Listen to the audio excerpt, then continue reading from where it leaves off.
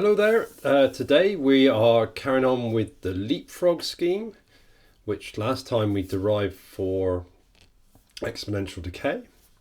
And now we're going to just do that quick change from lambda to I omega to actually look at the oscillation case. So we found that leapfrog had a problem with the computational mode with the exponential decay case. But let's see now whether that's still the case when we look at oscillation. Okay, I'll hand over to the board now. Okay, so last time we had the solution for the leapfrog applied to the exponential decay.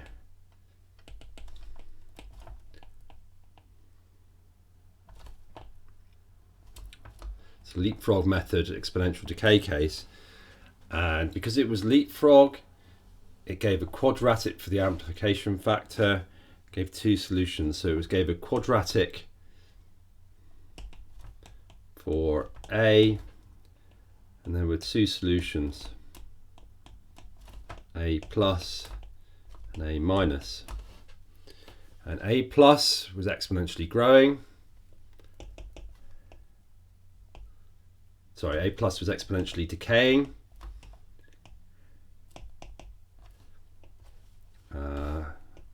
Like the true solution. So sometimes called, for that reason, it's called the physical mode, because it's like the real thing, physical. But A minus was exponentially growing, and this was so-called parasitic or computational mode. So if we put it together into the true solution, when we have, sorry, the numerical solution, we have this bit, we had these bits where we had C1 e to the minus lambda n delta t. That's your physical mode. Then you had C2 e to the plus lambda n delta t. Now, of course, n delta t is simply your time at any step, yeah? So n is 1, it's just delta t. N is 10, it's 10 delta t. So we can write it down even more simply, minus lambda t to the n plus c2 e to lambda .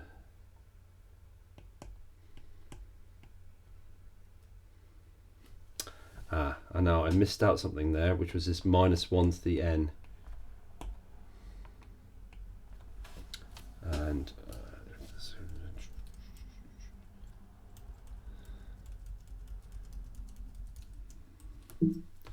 so there should have been a minus 1 to the power of n there. And equally here, minus 1 to the power of n, c2 e to the lambda n delta t. So this thing grows and it also alternates in time. So this is called our parasitic mode. And it's directly analogous to the two modes we had with that so-called more artificial recursive example. Here we got a sort of more realistic example, but we still got this parasitic mode that alternates with time. So the parasitic mode will grow and dominate the solution. Thus, leapfrog as it stands is unstable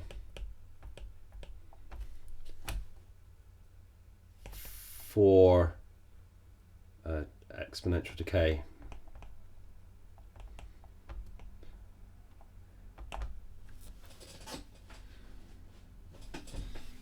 Let me write that down. So the leapfrog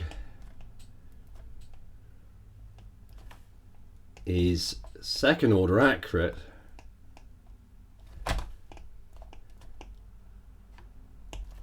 but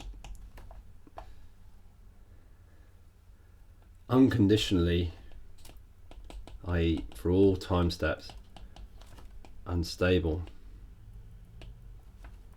due to the parasitic mode. So why am I telling you about this? I'm just showing you a method that doesn't work. Well, this is an example of where a negative example can be as helpful, maybe even more useful in this topic as a positive example. So you've shown here that the importance of both considering accuracy and stability together. So we've just sort of almost naively just ramped up the accuracy of our method, but we haven't. If we just threw it at a computer, we'd come up with it wouldn't work. But fortunately, we've got this ability to do some stability analysis, and we've seen that it's unstable for this case of exponential decay. So it's an example that we've got to consider accuracy and stability together.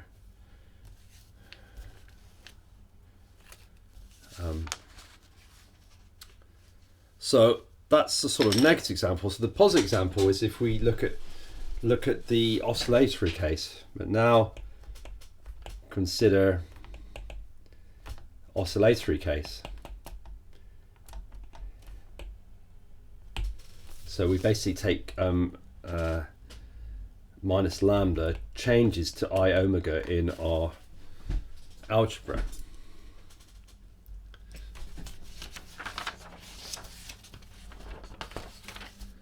So we can interject into our, so before with the exponential decay we had a squared plus 2 lambda delta t a minus 1 is 0. We don't need to redo the algebra before then because it's identical. We just need to substitute lambda for, so lambda goes to minus I omega, yeah.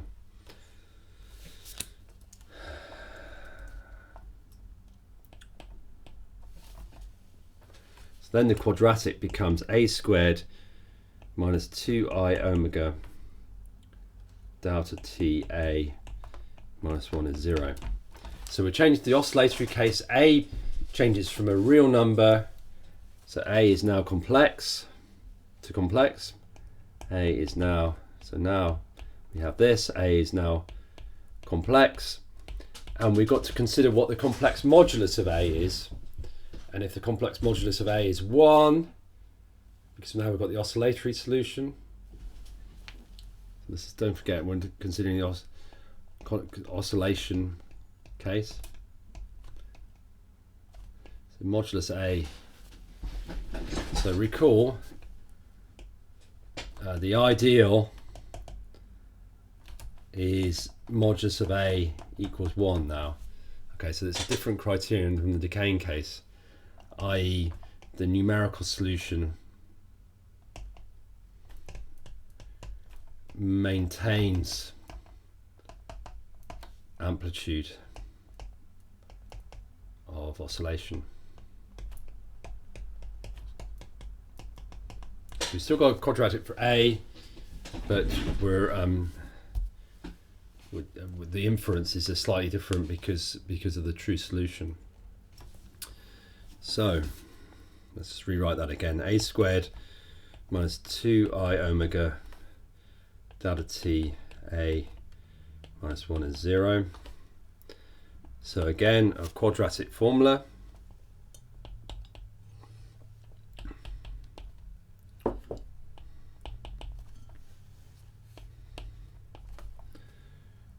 Plus or minus b squared on minus 4ac over 2a, 4I squared omega squared delta squared t squared plus 4 on 2, and the result then is A equals I omega delta t, so that's plus or minus there, plus or minus square root of 1 minus omega squared delta t squared. So this does have a case where it's stable. Phew. So there is a case where this method works. It's the oscillation case. If if we have omega delta t is less than 1, then it helps us massively. The reason we're considering this condition is because of this square root. So we've got I omega delta t plus or minus 1, and we're going to find the complex modulus of this now. Okay, so we're going to take the square of the imaginary bit and the square of the region bit. When omega squared delta t squared is less than 1, that means that this is real. The square root is real. So when we do our modulus squared, then we do the square of the imaginary bit and the square of the square root bit separately. So what this is saying is that if the time step is sufficiently small, we consider omega a given, a constant, and if we say that delta t is sufficiently small for the problem we're considering, what happens to the amplification factor?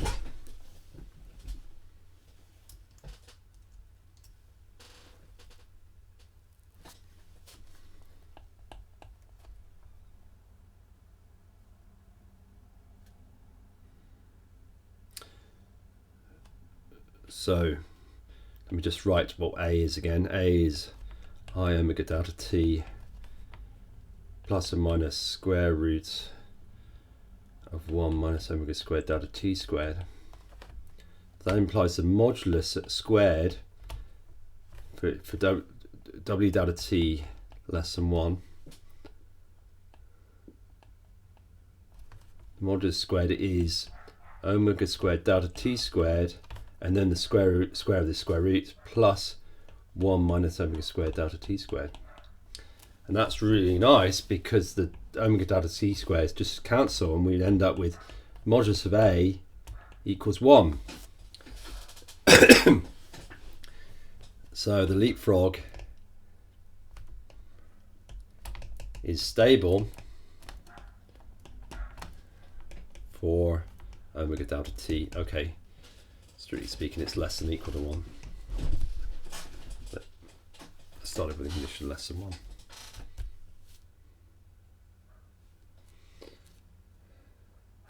So far we've shown that leapfrog is conditionally stable. Let's just show that, because that means if w delta t is greater than 1, then it must be unstable.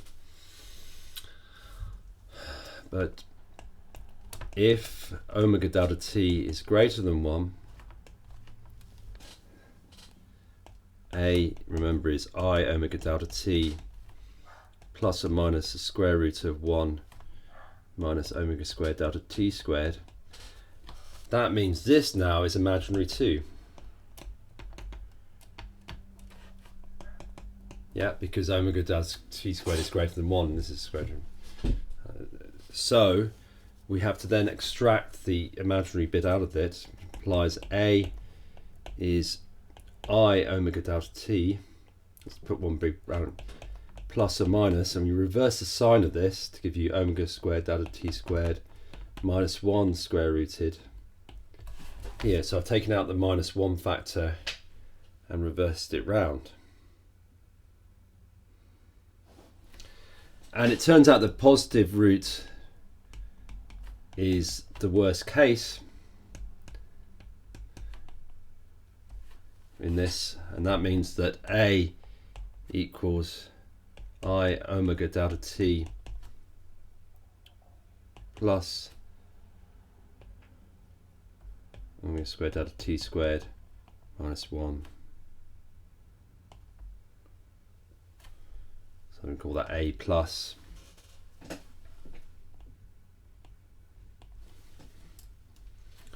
So A plus modulus squared is simply omega delta t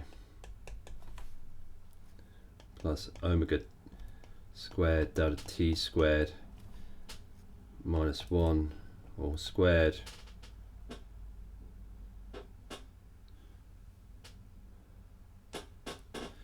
if you expand that out,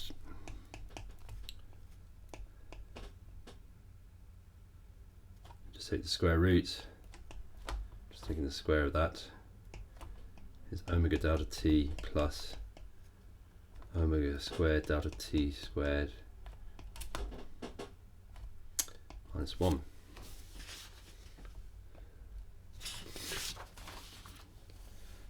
Since w delta t is greater than 1, so it's the starting point, that means that term is greater than 1, the first term there, and also that term is greater than 0. Implies w omega squared delta t squared minus 1 is greater than 0. So that finally implies that this root, a plus, is greater than 1. So that means the numerical solution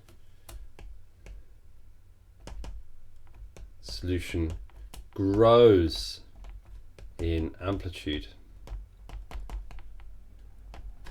i.e. it's unstable. So what we've done now with those two things, we've shown that omega delta t less than or equal to 1 is stable, but omega delta t greater than 1 is unstable, so it's conditionally stable. But this is better than the exponential decay case, which is always unstable, unconditionally unstable. Okay, so for leapfrog, in oscillation case,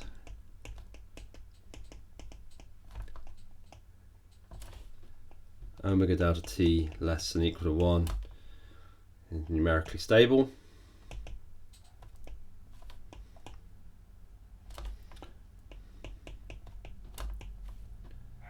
Numerically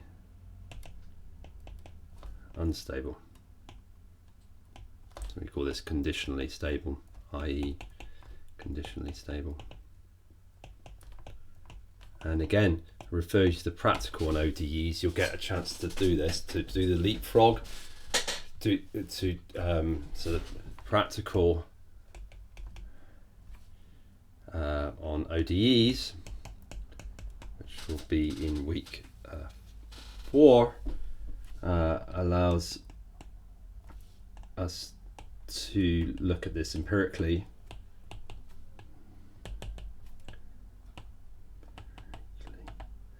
You'll be able to change quite easily by just changing a few lines in the code between the decay case and the oscillation case, and you'll see that hopefully it all tie together. The leapfrog will be stable under these conditions for the oscillation, but not for the exponentially decay. And you remember, and I'll bring us back to this point in the next video, the forward order was the other way around. It was stable for exponentially decay, conditionally stable for the exponential decay, but unstable for the oscillation. Okay, at that point I'm going to stop the video. See you next time.